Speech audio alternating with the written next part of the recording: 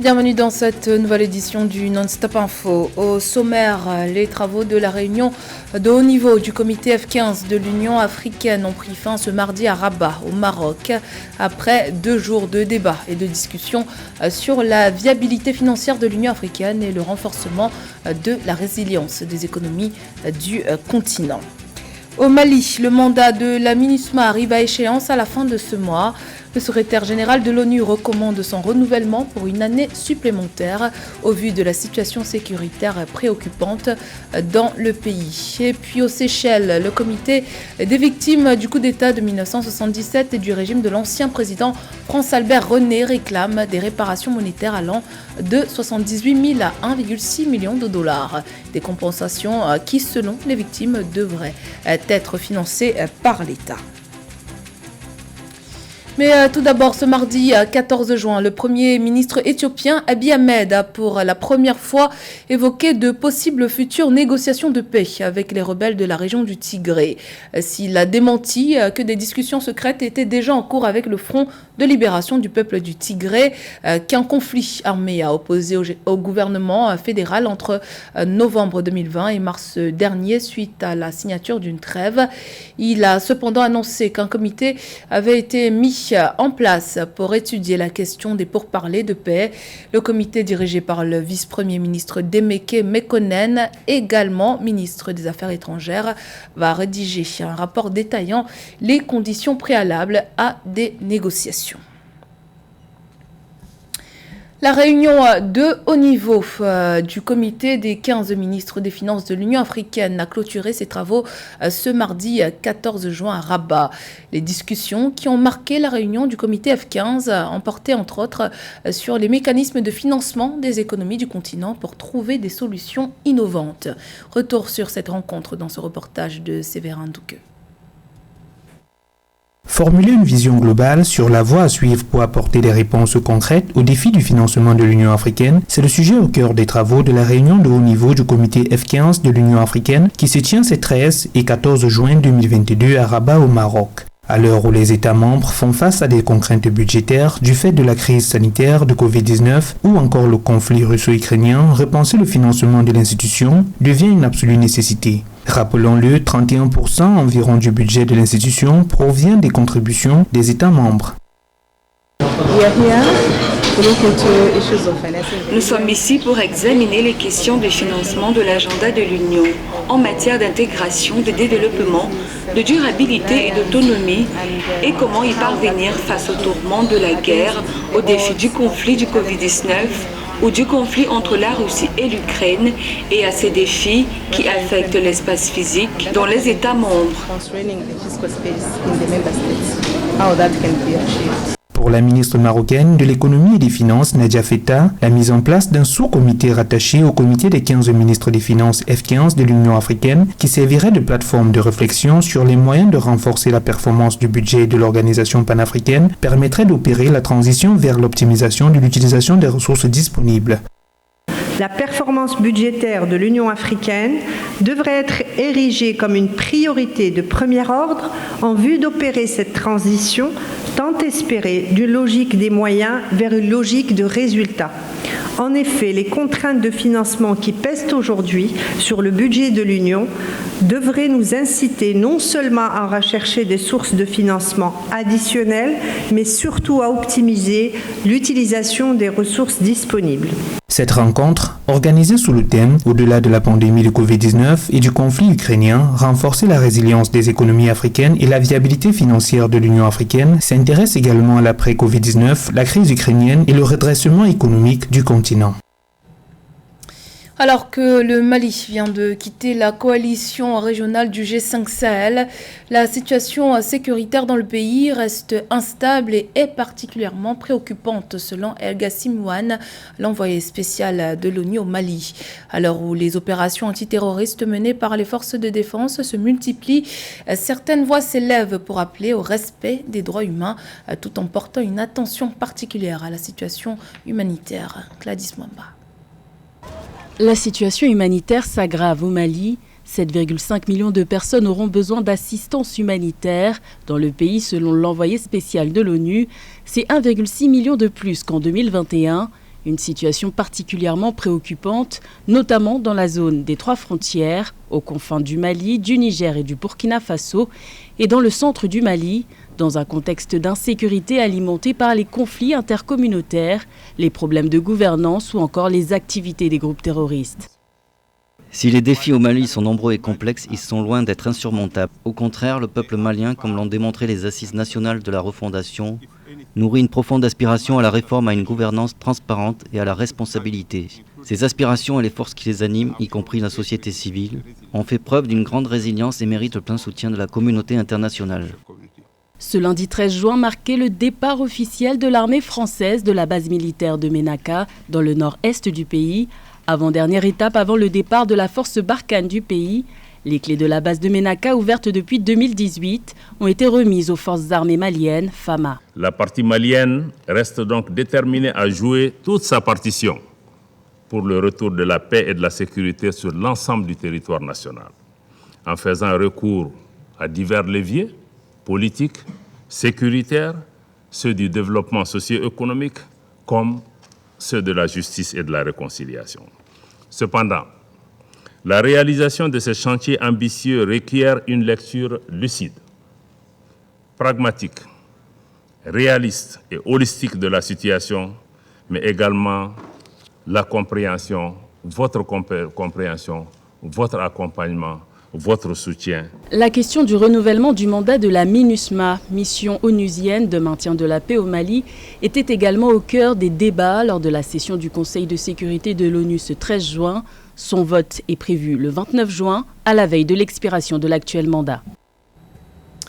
Les réparations pour les victimes de violations des droits de l'homme qui ont eu lieu aux Seychelles après le coup d'État de 1977 devraient être financées par le gouvernement. C'est du moins ce que réclame le comité des victimes de la Commission Vérité, Réconciliation et Unité nationale. Le comité, qui représente plus de 100 victimes, a proposé des réparations monétaires allant de 78 000 à 1,6 million de dollars. Notons que le mandat du comité s'achève en août prochain. Nathalie Mo.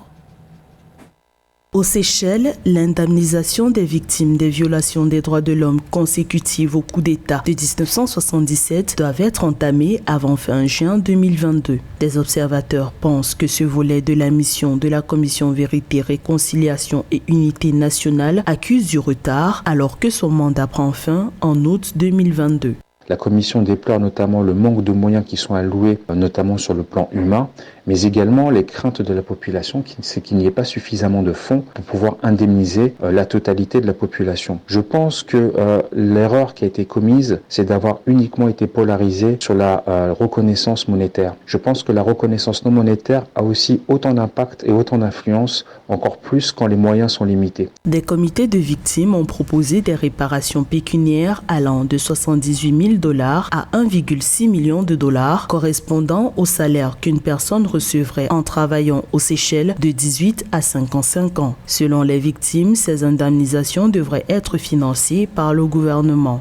Nous ne pouvons pas faire fi du contexte économique dans lequel se trouvent les Seychelles. La crise sanitaire a eu des impacts forts sur le tourisme et par ailleurs, nous savons que les autorités sont également suivies et soumises à des contrôles du FMI avec une politique drastique, notamment sur les gestions budgétaires, et la Commission n'a eu que les impacts de tout ce contexte économique. Créée en mai 2018, la Commission Vérité, composée de 7 membres, entend les plaintes sur les violations des droits de l'homme commises sur l'archipel des Seychelles à la suite de ce coup d'État mené par le Premier ministre de l'époque, France-Albert René, contre le président James Mancham. Des actes répréhensibles, dont 364 victimes, ont été recensés à ce jour. 59 000 milliards de francs CFA pour assurer la transformation économique de la Côte d'Ivoire. C'est l'imposant montant d'investissement à mobiliser par le gouvernement pour concrétiser le plan national de développement 2021-2025 adopté en septembre 2021. Objectif, pousser et accompagner l'émergence d'une classe moyenne nombreuse en créant un cadre macroéconomique solide et une inflation maîtrisée. Les différents projets du PND devrait également contribuer à porter la croissance économique du pays à 7,65% en moyenne sur la même période, selon les autorités. Les détails avec Philomène Sina. Le plan national de développement PND 2021-2025 de la Côte d'Ivoire est évalué à 59 000 milliards de francs CFA. Ce programme permettra la mise en œuvre de grands projets dans les secteurs des infrastructures, de la sécurité, du transport, de l'économie numérique, des mines, de l'énergie, des hydrocarbures, de l'industrie, de l'agro-industrie, de l'amélioration du cadre de vie et de l'environnement, du tourisme et des secteurs sociaux de base. Sa portée est la mise en œuvre d'une transformation socio-économique profonde et durable à travers le pays. Le financement du plan national de développement 2021-2025 est axé sur une stratégie de mobilisation interne et externe des ressources. La transformation structurelle de l'économie ivoirienne doit alors être basée sur des opportunités de diversification générant des emplois et des valeurs ajoutées additionnelles différentes de celles de la structure économique ivoirienne actuelle, si l'on se réfère aux 6 piliers de ce plan national de développement. Selon les autorités ivoiriennes, la promotion du secteur industriel est nécessaire pour bien mener cet ambitieux programme. À cet effet, l'exécutif s'engage à mieux booster la transformation structurelle de l'économie qui s'appuie sur l'industrialisation durant les 2 prochaines années en Côte d'Ivoire. On voit alors la nécessité de développer et stimuler le secteur privé en vue de son financement. Un secteur privé dynamique est un puissant moteur de création d'emplois et l'un des fondements d'une croissance économique durable. C'est également un vecteur d'innovation et de réduction de pauvreté. À noter que 43 646,4 milliards de francs CFA, soit 74% du PND 2021-2025 de la Côte d'Ivoire, doivent être financés par le secteur privé. Par ailleurs, le PND devrait favoriser la création de 4 millions d'emplois à travers le pays. Dans l'actualité sportive, focus sur Mamadi Camara, l'international guinéen qui évolue dans le club de football grec Olympiakos. Très convoité, certains l'annoncent en Angleterre, en France ou en Italie pour la saison prochaine. José Douglas. Joueur de l'Olympiakos en Grèce, il évolue au même poste que Naby Keita à Liverpool. Mamadi Camara a vu le jour en 1997, né à Matam, 13 sélections, il n'a que 25 ans et a fait ses débuts à Santobo, Conakry, ensuite Ajaccio en 2016 avant de plier bagages pour la Grèce en 2018. Non appelé en équipe nationale, il évoque d'abord le groupe de la Guinée dans ses éliminatoires de la CAN 2023, la Guinée avec l'Éthiopie, le Malawi et parle aussi du sélectionneur Kaba Diarra. Après moi je dirais toutes les équipes sont pareilles, malgré il y a l'Égypte, mais le plus important pour nous c'est d'avoir le maximum de points pour se qualifier. Bien sûr que je crois à l'entraîneur. Mais après l'entraîneur lui il donne juste les tactiques et tout, c'est aux joueurs de répondre.